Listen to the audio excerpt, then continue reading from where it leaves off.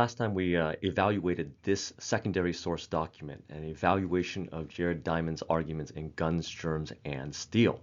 And so what you looked at originally was, again, the original arguments of Jared Diamond in saying that geographic luck plays the major role in inequalities around the world. So he's saying this is geographical, it's biological, it doesn't necessarily have to do with a human culture or determination and so forth. Right? And then you get this response, quite a strong response from David Correa here, and here he is, like, basically saying, no, that is not the case. You can't. There are things you cannot ignore. Okay?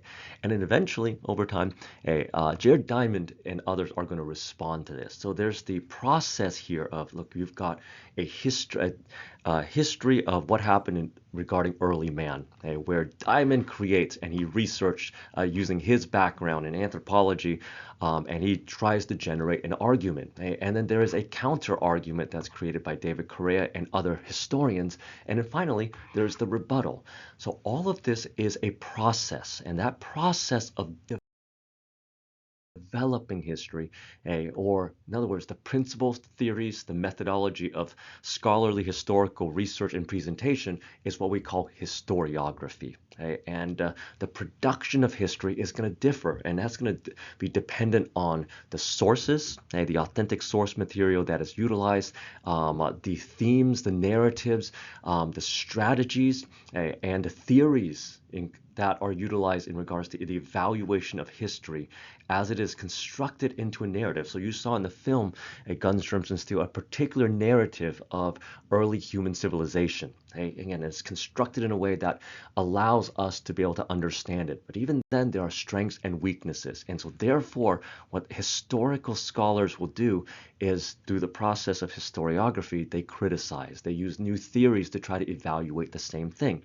And a common example is that we are familiar with is the American Revolution. Here is this political revolution, right? There's no taxation without representation, right? And in doing so, they're saying, look, this is a revolution regarding political liberties, right? British tyranny is preventing Americans from enjoying the liberties that they deserve, that is included in their natural rights, and that's why the American Revolution happened. However, there is new research that is developed, whereby people are saying, look, the American Revolution, it happened not because of politics, but it is regarding economics, that people are desiring independence because the British are taking away their economic liberties, particularly their abilities to raise a living, to protect their own property, and so forth. And that's really the reasoning for the revolution. You could also look at the American Revolution within a global perspective of, one, the British Empire, and that this is just simply, and the British response to this is not that they're trying to prevent liberties from happening for their citizens in the Americas, but that this is a greater part of the British Empire, and they're trying to create a global empire with specific policies as well, and that's why they acted and responded. They're just trying to normalize things they're doing elsewhere in their empire. They're going to try to apply to America, and it doesn't work out.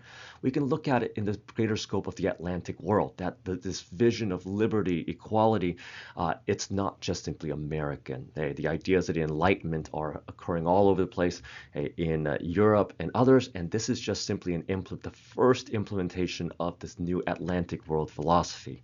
Or you can even question the notion of revolution itself, because what did this revolution do for black slaves? What did it do for women? All men, and they meant it, all men are created equal.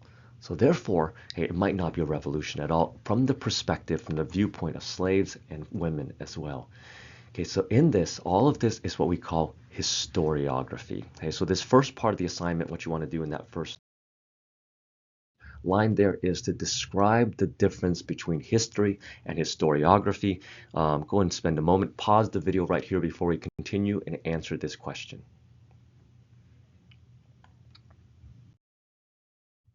All right, I'm going to assume that you've answered that question. We're going to go ahead and take a look at some case studies in regards to early complex societies. So with that, we're going to examine in our lecture for today We've discussed previously the Neolithic Revolution, and we've examined what is history so far. But we want to take a look at some case studies. And just like Jared Diamond did, we're going to do this through the perspective of the environment and the impact of the environment to create a political, religious elite. Okay? And in doing so, we're going to examine and we're going to do some comparison as well, because environmental challenges will be different in each region. Okay? And they were both, in a sense, overcome by a unique form of political and religious organization. Okay? So we're going to make a comparison today, particularly between Egypt and Mesopotamia.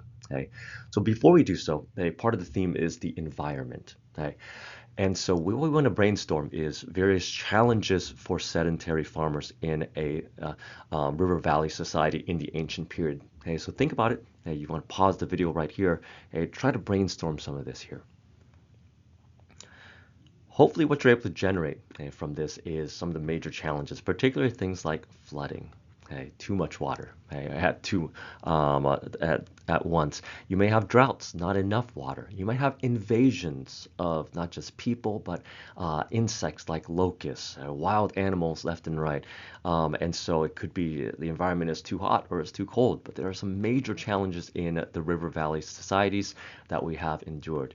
And so for humans, they have to find ways to be able to overcome these particular challenges. And if you've got a flood, you have to build levees and dikes. If you've got droughts, then you may have to preserve water through reservoirs, the building of dams.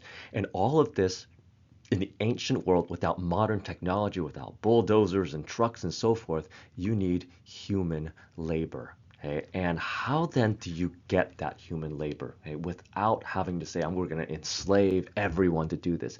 People have to buy into this. So with that framework, we're going to examine two different environments, starting with Mesopotamia, otherwise known as the land between the waters. Which two waters is the river Tigris and rivers Euphrates in modern-day Iraq.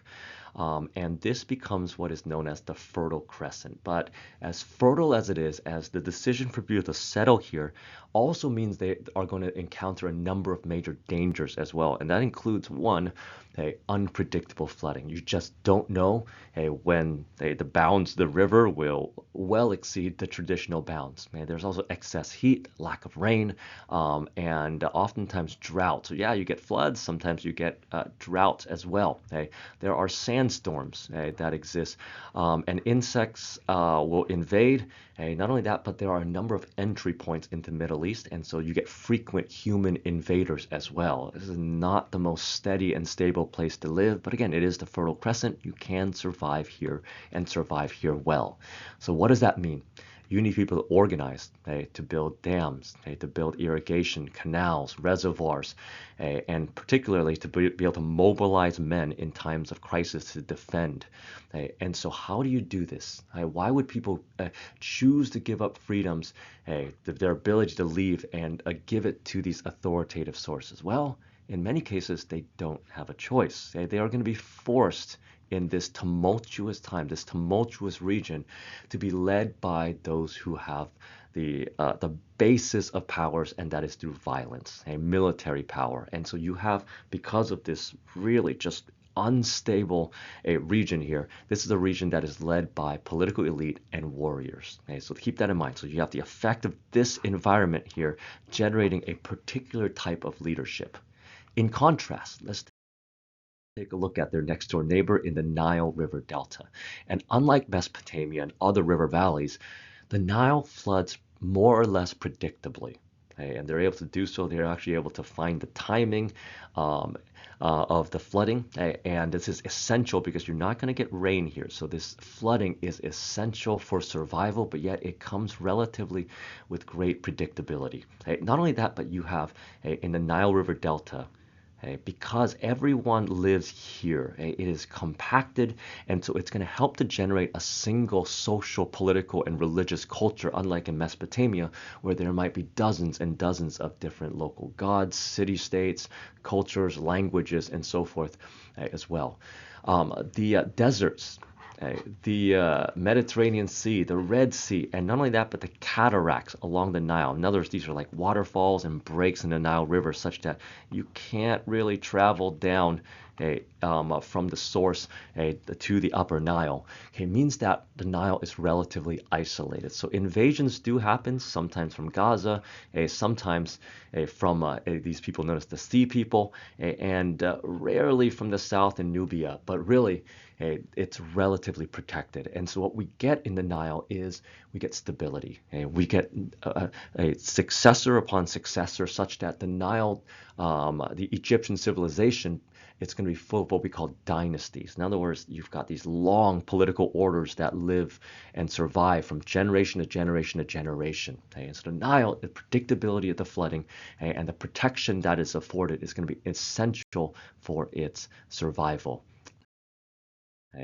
And so, therefore, it's going to generate a unique political elite. That environment is going to generate, again, a very different political and religious elite in these places here. So let's go ahead and answer this question right here and examine the political religious elite in the Egyptian Empire. And then we'll get to Mesopotamia in just a second here. Now, the Egyptian elite, in a sense, are able to convince. So eventually the political religious leaders of Egypt, known as the pharaohs, are considered to be god kings. And so the early gods, again, in multiple city-states will have different gods, but eventually it's going to center on a single pantheon of gods. And the pharaohs, in a sense, are the intermediaries of those particular gods here. So they are considered to be human. They aren't gods either, but they're considered to be intermediaries of the gods. And in their relationship with the gods, they're the ones that bring the force of life, the forces of nature. They're going to say, by keeping order and justice, we're going to keep society peaceful. And not only that, but they're also going to invite the annual flooding that gives life to just about everyone. And so what that generates is not a harsh legal code. No, instead, it's sort of this part legal code, part moral standing, part judicial decision making. Is this system of justice and order called the muat. So again, it's not like your legal system, do this and then therefore this is the consequence. More so, this is a means of, this is how you should act, this is how the ruler should act, this is how citizens should act, and so forth here. And so the muat itself isn't your traditional legal code, but again, much more moral in terms of how society ought to interact with one another. Enough so, and convincing enough such that the pharaohs are able to construct not only those river projects, but also a massive project for themselves, the elaborate tombs that we eventually know as the Egyptian pyramids today, which is amazing consider the amount of technology they had to be able to build this, the amount of labor that they're able to generate through this system to be able to feed all these people and to be able to build this is incredible. But again, it's brought about by the predictability of the Nile River and the flooding process. Now, what that's going to allow to do is to have long-standing bureaucracies. In other words, you've got regular procedures that are performed by government officials, what we call bureaucrats. They are led by a vizier, a particular individual who in the end govern in place of the pharaoh or provide that sort of day-to-day governance. There's this old biblical story about Joseph, a Jewish slave who rose up into ranks because he was able to interpret dreams for the pharaoh. Whether you believe that story is true or not, but either way, this is an example of a vizier who in the end will determine how much food to save and who to give it to and how much taxation and for the sake of collection. In other words, day-to-day functioning of the state. And like any empire, empires themselves are, they're far off. So you may have a capital city, right? But yet you've got all sorts of different regions that require governance. And so in each of these regions, you may have a nomarch, or what we would call today a governor, somebody who would make judicial decisions, help to enforce laws on behalf of the pharaoh, such that he is represented all throughout the various regions without necessarily having to go there himself. So again, regional governance. And so Egypt is able to create order and convince people to work on behalf of the state. On the other hand, we have Mesopotamia. And Mesopotamia, because of the violent order, this is a society whereby you demonstrated your strength by your ability to become a powerful warrior. So you have these reliefs, stone reliefs, whereby kings are shown as people who can take on the wild animals and beasts and so forth here. And so it is the clan leaders, the warriors of a noble class who will become the kings of the various city-states. And the stronger city-states are able to conquer others. And in doing so, they have to convince other city-states that they've conquered that they are just rulers, that they have legitimacy, they have the right to rule. And so you have, for instance, one of the early empires led by a man by the name of King Uruk. And what he was able to develop is what is known as the Epic of Gilgamesh, a series of stories that in a lot of ways showed his martial strength. This epic about Gilgamesh represents him, and it shows him as this magnificent warrior, a conqueror. Others will follow suit, including King Sargon of the Akkadian Empire, whereby he used a number of things to not only justify his rule, but he used his force of personality to make sure that happened as well here. So he had a strong personality, a force of personality, the type that people will listen to just by what he says and how he acts. He used proximity. In other words, he's going to go travel from city-state to city-state. The ones that he's conquered, the people he's killed, he's going to be there saying, I'm going to be here to enforce the law. And he also will seize goods from trade routes and so forth, and any rebellion will result in a further conquest and the stealing of goods.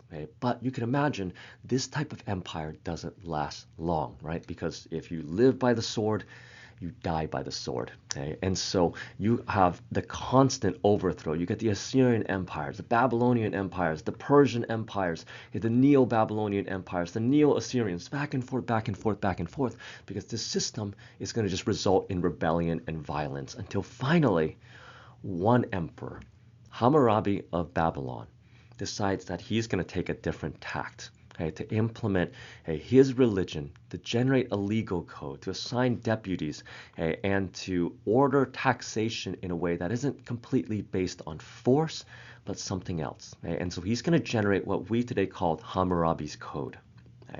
And so therefore, in the next section, we're going to examine this in a SOAPs analysis. So there's a video for that in a separate link, so please do take a look at that if you get the chance. But before you do so,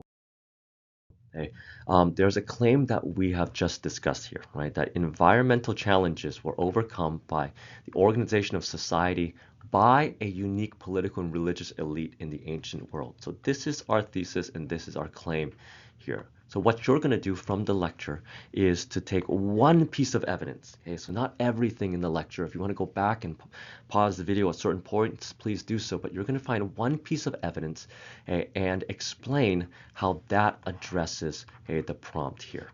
So identify one. So don't recap the entire lecture and go and explain one of these in this box.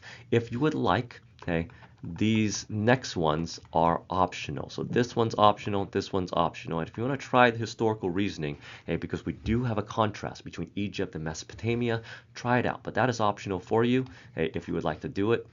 But this here, these two sections are required. Okay, go ahead and stop the video here and complete this section. And again, if you want to address this, examine the SOAPs, that's in a separate video in a different link.